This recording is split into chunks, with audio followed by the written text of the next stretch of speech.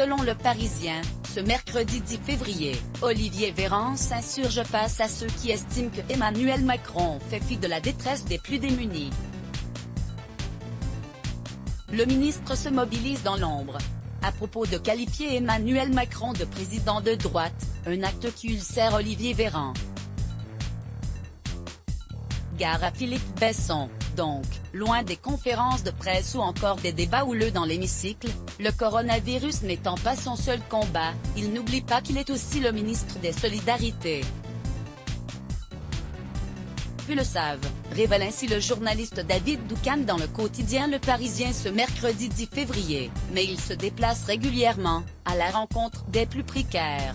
C'est donc pour cette raison qu'il vole à la rescousse du président de la République face aux détracteurs qui affirmeraient que celui-ci se moque de « la détresse des plus démunis ». Les mesures contre la pauvreté sont toujours moins visibles que la pauvreté elle-même, démarre le ministre, mais cela ne veut pas dire que l'on ne fait rien, fait savoir le compagnon de Coralie Dubost lors d'un déplacement dans un centre de soins pour sans-abri à Gagny, en Seine-Saint-Denis. Et de souligner, quand dans le Ségur de la santé on augmente les salaires, ça concerne 85% de femmes. C'est la plus grosse réduction des écarts de revenus hommes-femmes de l'histoire de notre pays. Point d'exclamation. Olivier Véran assure-t-il les arrières d'Emmanuel Macron? Car, comme le note David Doucan, le bilan social du quinquennat imprime peu. De quoi fragiliser les rêves d'un deuxième mandat de l'actuel chef de l'État. Olivier Véran et Emmanuel Macron au Centre opérationnel de régulation et de réponse aux urgences sanitaires et sociales, Corus, à Paris, le 3 mars 2020. Elliott Blondet, Poul Bistimage. Ils sont dans le même bateau et lorsqu'il s'agit de la crise sanitaire, le locataire de l'Élysée et le ministre sont tout aussi soudés.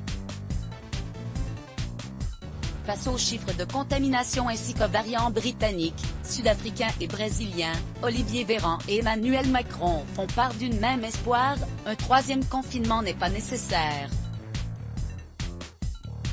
Le pari est lancé, les ministres se sont mis derrière le président et sont un peu obligés de le suivre parce qu'ils sont, pour le coup, dans le même bateau, a décrypté le journaliste David Revaud-Dallon dans l'Info du Vrai lundi 1er février 2021.